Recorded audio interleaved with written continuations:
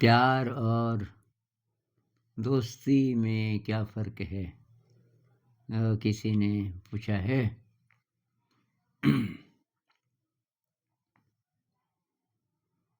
तो भई इन शब्दों के ना एक तो बहुत सारे मीनिंग्स हैं। जैसे प्यार ले लो, तो प्यार ही के बहुत सारे शेड्स हो सकते हैं। उसी तरह दोस्ती के भी। कुछ-कुछ इसकी छानबीन करेंगे, लेकिन ब्रेन साइंस के हिसाब से, न्यूरोलॉजी के हिसाब से इन दोनों में बहुत सिमिलैरिटी है। तो मैंने पता लगाया कि जब आपकी किसी से दोस्ती होती है, तो आपके ब्रेन में जो न्यूरोट्रांसमीटर्स बनते हैं, वो कौन से हैं? और जब आपको प्यार होता है किसी से, तब कौन से न्यूरोट्रांसमीटर्स बनते हैं? तो मुझे ये 3 जो बहुत डोमिनेंट हैं, वो तीनों दोनों में कॉमन हैं, ये वाले। तो ये तो है आपका डोपामिन, एक तो है डोपामिन और ये दूसरा है सेरोटोनिन, ये बीच वाला। ऑक्सीटोसिन का मैंने चित्र नहीं बनाया, बहुत बड़ा अणु है। तो ये जो डोपामिन है, ये जब बनता है तो हम प्लेज़र मतलब अच्छा महसूस करते हैं, मोटिवेशन बहुत उत्साह होता है, संतुष्टि होती है और फ़ोकस मतलब मन वहीं रहता है, इधर-उधर नहीं जाता। सेरोटोनिन जब बनता है तो हमारा मूड अच्छा हो जाता है, डिप्रेस्ड नहीं होता, निराश नहीं होता, अच्छा मूड, हैप्पीनेस, खुशी की फीलिंग, कामनेस, शांति की फीलिंग, इमोशनल स्टेबिलिटी, इमोशनली हम काफ़ी स्थिर होते हैं। ऑक्सीटोसिन को लव हार्मोन भी बोलते हैं, ये हार्मोन भी है, न्यूरोट्रांसमीटर भी है। और तो लव हार्मोन है तो social bonding, trust, empathy, generosity,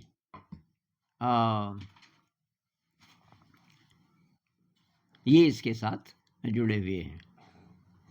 social bonding, trust, empathy, generosity.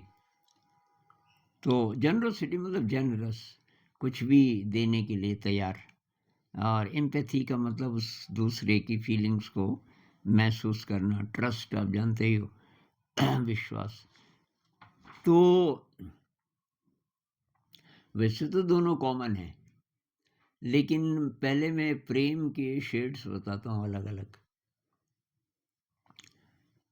तो प्रेम में अगर अपेक्षा न हो, तो एक तो वो है, वो बहुत ही अलग प्रकार का प्रेम होगा कि प्रेम है लेकिन आपको कुछ नहीं चाहिए उससे, दूसरे व्यक्ति से, और शायद उसको पता भी ना हो। तो इसाडोरा डंकन ने अपनी जीवनी लिखी है। इसाडोरा डंकन बहुत कमाल की डांसर हुई वेस्ट में, और आज से 100 साल पहले की बात होगी शायद, पता करना पड़ेगा आपको। इसाडोरा डंकन और उसकी ऑटोबायोग्राफी। तो वो कहती है बहुत लोगों से मुझे प्रेम हुआ, लेकिन अब मैं उस प्रेमी का ज़िक्र कर रही हूँ जिससे मेरा सबसे गहरा प्रेम हुआ। तो ये किसी दोस्त के साथ रह रही थी, किसी बहुत बड़ा कॉम्प्लेक्स था, मतलब कोई बिल्डिंग बहुत बड़ी थी जिसमें फ्लैट्स बने हुए थे और कई मंजिला। तो ये पता नहीं अपनी दोस्त के साथ कौन से मंजिल पे थी, तो तीसरी चौथी मंजिल पे समझ लीजिए। इसको शौक था कि सनसेट से पहले ही ये खिड़की खोल के खिड़की पे बैठ जाती थी, चाहे ठंड कितनी भी हो, और बस ये देखती रहती थी बाहर प्रकृति को। तो ये काफ़ी टाइम से थी वहाँ, 1 महीने से ज़्यादा हो गया था। इसकी दोस्त वापस आती थी, वो काम पे जाती थी। जब वो वापस आती थी तो अंधेरा हो चुका होता था। एक दिन उसकी दोस्त ने बोला, एक आदमी तुझे देखता रहता है, बड़ी-बड़ी देर तक देखता रहता है। उसने कहा कहाँ से? कि वो जो नीचे वो जो ताड़ के पेड़ मतलब नारियल की जाति के कुछ पेड़, उसका एक झुरमुट था कि उसके अंदर कोई चला जाए तो बाहर से दिखे ही ना, कि वो वहाँ आ जाता है शायद सनसेट के आसपास, सनसेट के थोड़ा बाद, और तुझे देखता रहता है, देखता रहता है। उसने कहा कब से? कि करीब 1 महीना हो गया। कि तुझे कैसे पता चला कि वो मुझे ही देखता है? कि ये मैंने अच्छी तरह पता कर लिया। इस समय सनसेट से लेके और कुछ देर बाद तक केवल तू ही बैठी रहती है, ये खिड़की खोल के। ठंड तो बहुत ज़्यादा है, बाकी सारी खिड़कियाँ बंद रहती हैं, और ये उसी तरफ देख रहा होता है। तो कि मैंने पहले ये पूरा वेरीफाई करने की कोशिश की कि मैं कहीं धोखे में तो नहीं हूँ, तो क्यों तो यही देखता रहता है, और जब तो खिड़की बंद करती है तो वो चला जाता है। उसने कहा अभी भी है? कि हाँ, अभी नीचे खड़ा है, अभी तेरी खिड़की खुली है ना। अब उसका दिल धड़कने लगता बहुत ज़ोर ज़ोर से। वो कहती मैं उससे मिलूं? कि तेरी मर्जी है। वो तो कभी नहीं मिलेगा, 1 महीने से जो तुझे देख रहा है उसे मिलना होता तो कुछ ना कुछ तरकीब सोचता हो। तो ये बहुत तेज इसका दिल धड़क रहा होता है और जाती है नीचे और उस वो पेड़ों के झुरमुट के अंदर, और वहाँ वो होता है। तो वो कहती है कि हम कुछ दिन साथ रहे, उसके बाद वो जगह मैंने छोड़ दी, जाना था कहीं, और कि हमारी मित्रता बस इतनी होती थी कि वो ज़्यादा से ज़्यादा मेरा हाथ पकड़ता था, कभी चूमा भी नहीं उसने उसको। ज़्यादा से ज़्यादा वो हाथ पकड़ता था बस, और वो हाथ नहीं भी पकड़े तो उसकी प्रेजेंस से मैं लबालब हो जाती थी कि मुझे और कुछ नहीं चाहिए। अब ये कैसा प्रेम है? एक लेवल तो ये है। अब गुलजार साहब ने एक गीत लिखा है, किसी फिल्म में है, कि प्यार कोई बोल नहीं, प्यार आवाज नहीं, एक खामोशी है, कहती है सुना करती है, इश्क एहसास है, ये रूह से महसूस करो, प्यार को प्यार ही रहने दो, कोई नाम न दो, आत्मा से महसूस करो। और आगे कहते हैं कि इसको रिश्तों का इल्जाम न दो, हाथ से छू के इसे रिश्तों का इल्जाम न दो, हाथ से मत छू। नूर की बूंद है, सदियों से बहा करती है, ये तो प्रकाश की बूंद है और ये हमेशा बहती रहती है।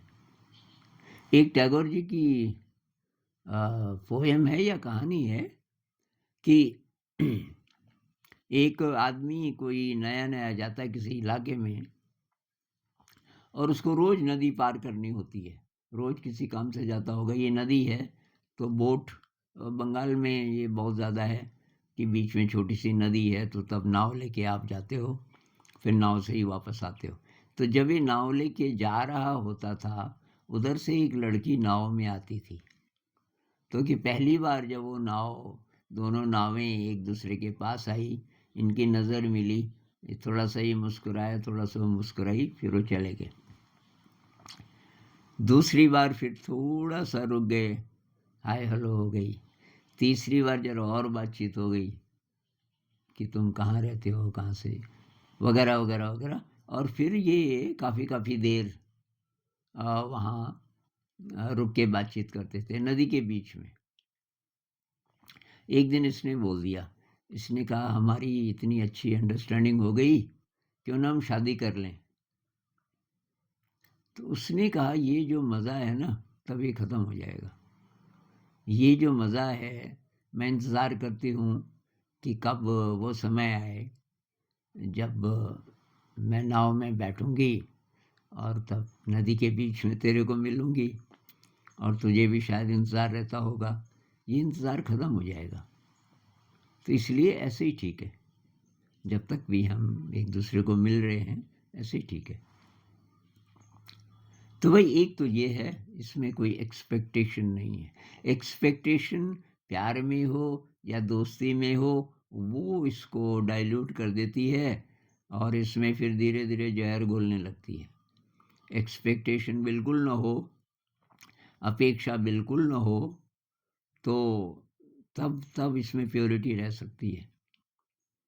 अब बाकी हमारी अपनी डेफ़िनिशन है, कुछ लोग सोचते हैं कि प्रेम तो जी मतलब अब एक रोमांटिक प्रेम होता है ना, जो फ़िल्मों में दिखाते हैं कि तू न मिली तो बस मैं मर जाऊँगा, सारी दुनिया मिले भी तो क्या है, एक तू ना मिली।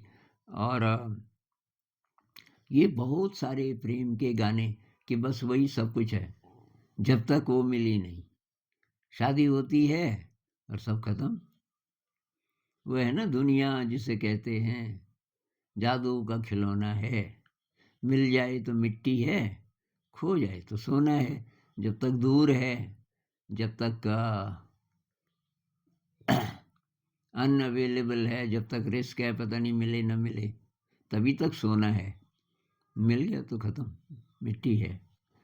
तो अधिकार न जताएं, पकड़े नहीं हम, तो तब वो एक फीलिंग है, अच्छा लग रहा है, बस उसके साथ कोई ज़िम्मेदारी ना जोड़ें, कोई रिस्पॉन्सिबिलिटी ना जोड़ें। तो मेरा दोस्त है, तुझे सुख-दुःख में मेरा साथ देना चाहिए, ऐसी शर्त ना जोड़ें। भई वो अपने आप जो जैसा भी रहेगा आपके साथ रहेगा। ये शर्त अगर हम मन में ये शर्त सोच कर के उसके पास जाएँ कि मुझे ज़रूरत है, उसे मदद करनी चाहिए क्योंकि वो तो कर भी सकता है और नहीं की उसने तो दोस्ती खत्म। तो ये जो है हमारी अपेक्षा, हमारा ये दृष्टिकोण कि दोस्त है तो वो मेरा फ़ायदा होना चाहिए उससे, मतलब सुख-दुःख में साथ दे, फ़ायदा ही हुआ एक तरीके से। अगर छोड़ दें हम एकदम, कोई भी अच्छा लगता है, उसको आप प्रेम बोलो, दोस्ती बोलो, लेकिन आपकी अपेक्षा नहीं है, तो मेरे ख़्याल से तब उसमें रस रह सकता है। जब तक भी रहेगा, प्रेम की कहते हैं प्रेम का कोई टुमारो नहीं होता, प्रेम का कोई भविष्य नहीं होता। विलियम ब्लेक कहता है प्रेम तो अभी है। Kiss the joy as it flies and live in eternity sunrise. अगर हम जो भी क्षण आते हैं प्रेम के, उनको गले से लगा लें उस समय और फिर वो चला गया, तो हमेशा आपके जीवन में ताजगी रहेगी।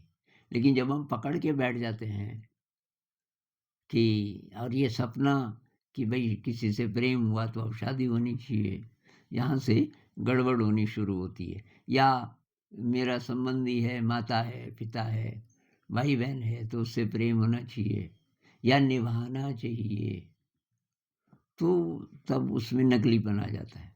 वो अपने आप आपकी जो फीलिंग आएगी तो आएगी। ज़िम्मेदारी के भाव से करोगे तो न तो प्यार है, न दोस्ती है, वो अलग चीज़ है फिर। मेरे ख्याल से अभी इतना बहुत है। नमस्कार।